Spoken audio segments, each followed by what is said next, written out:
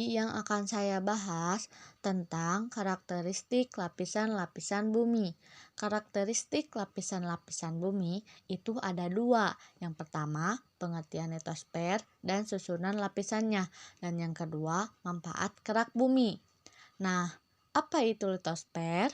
Litosfer berasal dari bahasa Yunani yang terdiri dari dua kata, litos yang berarti batuan dan sfer yang berarti lapisan. Jadi, litosfer adalah batuan pembentuk kulit bumi. Litosfer bumi terdiri atas beberapa lempeng keras. Lempeng ini bergeser dan bergerak di atas lapisan yang lebih lunak yang disebut astenosfer tebal.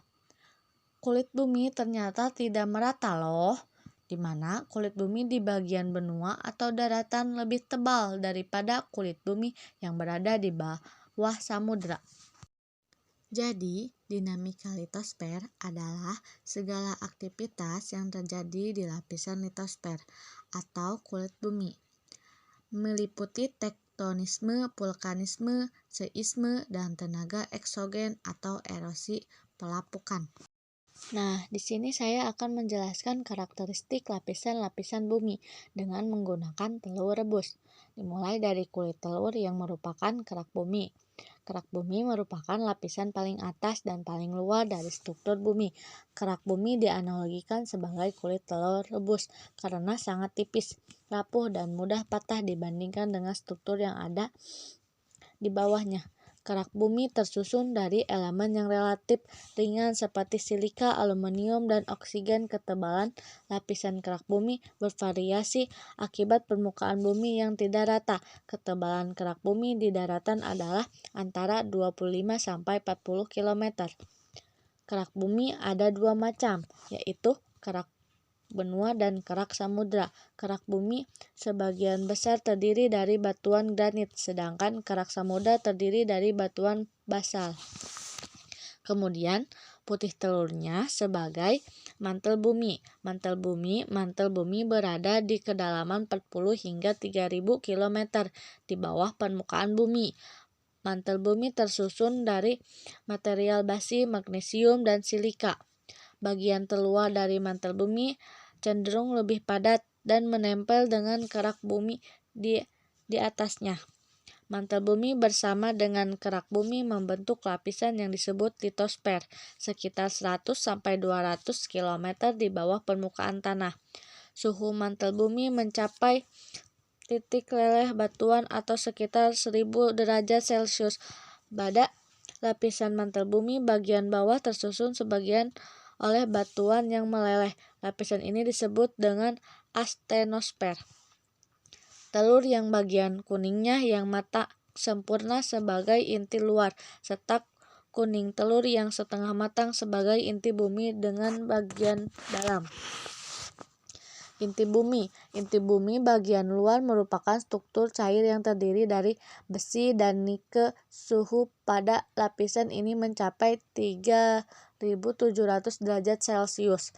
Inti bagian dalam bagian dalam bumi berbentuk bola metal yang memiliki radius 1220 km atau sekitar 3/4 ukuran bulan.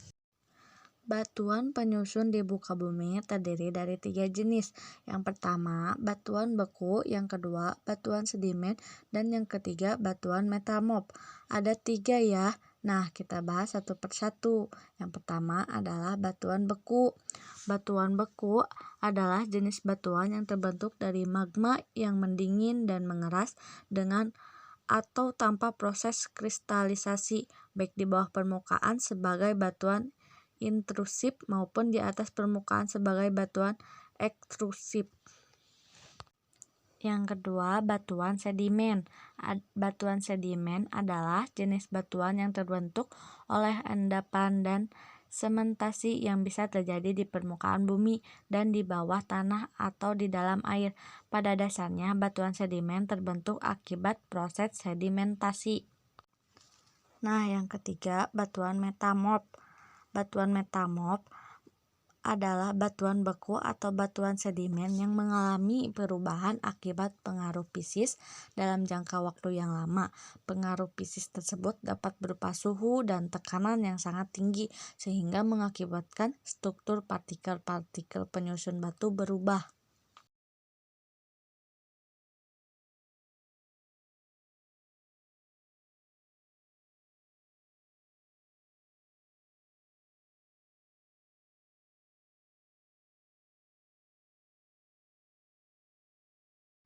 Dan yang terakhir, saya akan menjelaskan siklus batuan.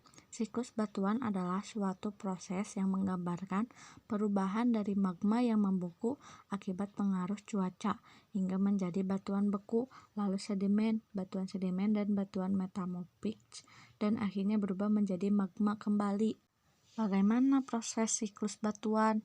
Siklus batuan adalah proses pembentukan batuan yang terus mengalami perubahan dari magma yang beku menjadi batuan beku, lalu batuan sedimen ke batuan metamorf dan menjadi magma seperti semula.